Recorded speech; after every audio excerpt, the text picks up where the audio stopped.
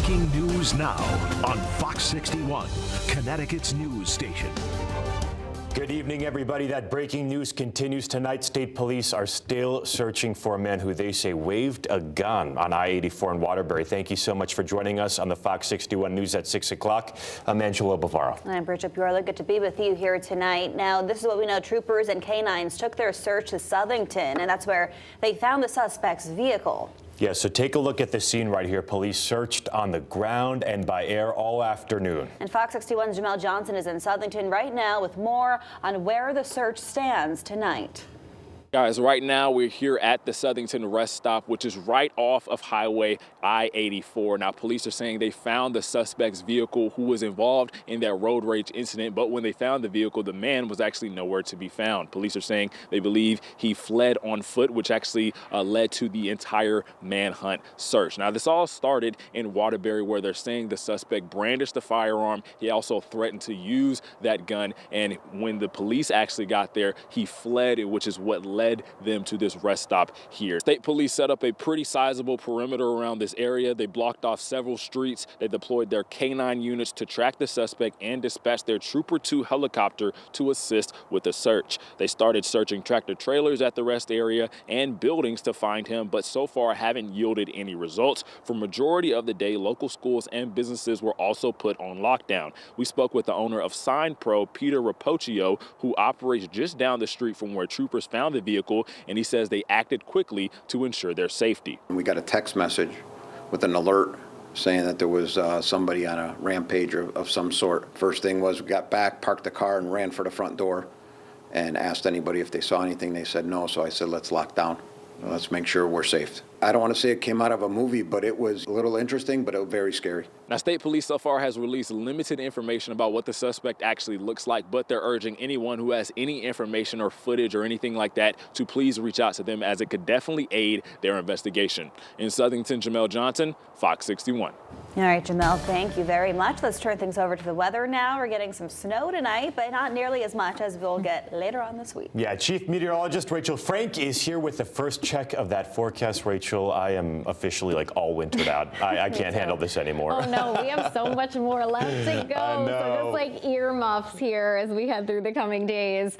We're going to be living on the edge of this storm, just the northern fringe of it moving into Connecticut tonight and grazing parts of the state, especially southern areas, with a bit of light snow. The timeline for this is about 10 o'clock tonight through about 4 a.m. and there could be some minor accumulation and some slippery spots tonight. By tomorrow morning, things should be cleaned up, but I can't rule out a couple issues, especially around I-95. So here's a look at the hour-by-hour forecast. This is 11 o'clock tonight, noticing some of that snow moving in. It may make it as far north as Hartford, and then it starts to retreat by about 4 a.m. It's all out of here. So by the time the sun comes up tomorrow morning, it's certainly gone. There is a chance for a coating in spots for areas south of Hartford.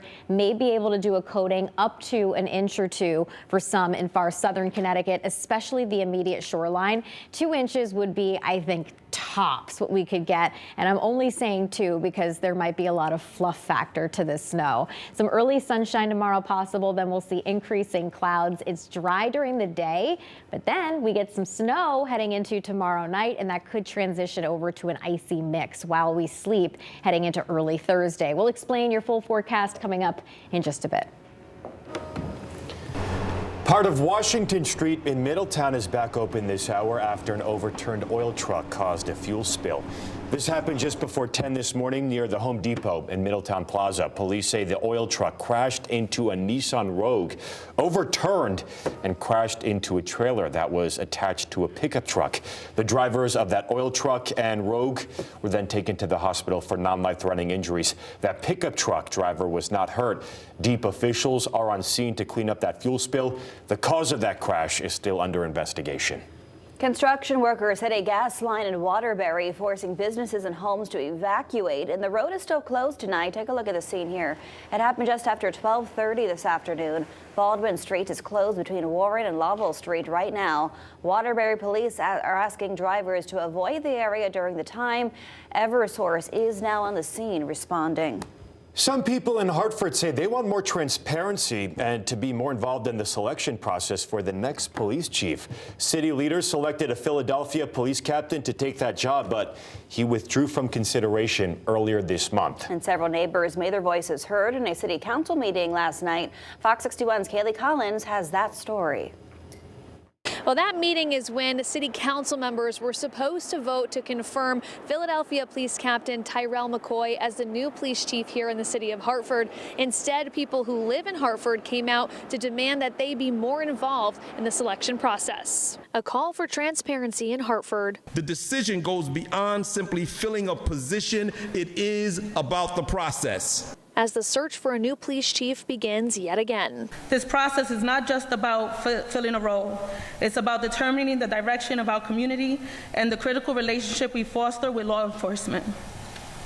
The voices of North Hartford, those who are most directly impacted by policing, must be at the heart of this decision.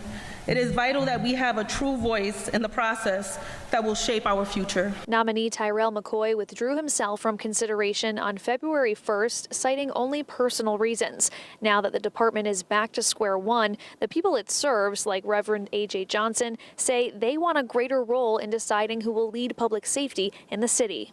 We refuse to be silent. We refuse to accept a system where our calls for safety are ignored, where retaliation comes not just from the streets, but from the very institutions meant to protect us. City Councilman Joshua Mictum noted that there were several community conversations that took place before the nominee was selected. He asked the crowd if those conversations were helpful. Here's what one person had to say. I think it was very helpful and necessary to have those sessions. I just feel that the advertisement and how it was marketed to the public could have been in a better way. Commenters also suggested that the city increase community involvement by establishing a timeline for the search and also providing an opportunity for neighbors to question finalists. In the meantime, the Hartford Police Department will continue to operate under the interim police chief, Kenny Howell. Reporting in Hartford, Kaylee Collins, Fox 61. We've got some good news to share from New Canaan tonight. Poppy the French Bulldog has been found safe and sound. A week ago today, somebody left their car running near Main Street with Poppy inside. Now, while that driver was gone, somebody stole that car with the dog. The Connecticut Doggone Recovery Volunteer Network says Good Samaritans helped guide police to find her. We're told she was found at a North Haven gas station. Police are still looking for the suspect, and this incident is still under investigation. Governor Ned Lamont wants to expand access to pre-K and preschool across the state. He held a news conference today urging the Connecticut General Assembly to approve what would be the largest expansion of pre-K and preschool access in Connecticut history. The governor hopes to tap into our state budget surplus to make it happen so that families earning up to $100,000 a year don't pay a penny.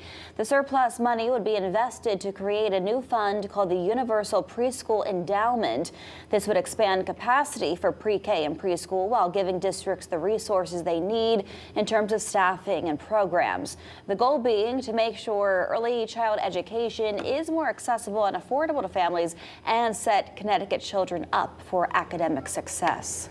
No dispute about how important early childhood education is for these kids, infant and toddlers right through pre-K. First of all, I hear that from every teacher I talk to.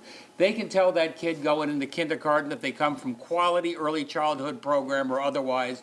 And they tell that not just that first year of kindergarten, they can tell it right through elementary school, what a difference it makes. And the plan would be to transfer $300 million in surplus funds for fiscal year 2025 to this Universal Preschool Endowment Fund. And then the unappropriated surplus funds in the general fund section would be applied to future years after that.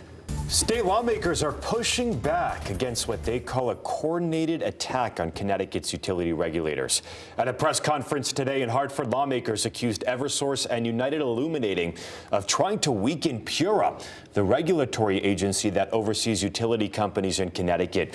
They say those companies have lobbied lawmakers to block the reappointment of PURA chairwoman Marissa Gillette after she pushed back on rate hikes and held utilities responsible for service failures. Ask yourself, who do you trust? The utilities, with their track record of failure after storms and attempts to spend gobs of money to intimidate lawmakers?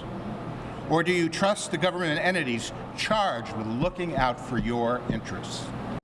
Lawmakers want PURA to have even more regulatory authority. They argue that will protect ratepayers from hikes. Now, a spokesperson for Eversource says PURA is the problem here, and they blame those higher costs on regulators. In a statement to Fox 61, one Eversource spokesperson writes, quote, "We have no opinion on the makeup of PURA or who is appointed to serve. We simply want and expect the law to be upheld," end quote. Well, today is not just February 11th, it's also 211 Day. 211 is a number that you can call for non-emergency services, but it's a necessary resource for millions of Americans. It helps people find food, pay for bills, or give resources to those experiencing a mental health crisis. At the Capitol this morning, Connecticut Alice and nonprofit organizations highlighted the importance of these services and the need for funds. Our calls have increased significantly. People that weren't calling 2, 3, 4 years ago are having the need to call now. People are even, there are many callers are falling outside of the poverty, fall right above the poverty level. And it's hard to make ends meet. People are telling me they've never done this before, and it actually hurts to ask for help to the point that they begin sobbing. Last year, Connecticut 211 responded to more than 1.7 million calls. That's a 300% increase from the year before. 211 says it needs more funding to pay its staff. It reports 1,700 callers a week can't be served right now because of the lack of contact specialists.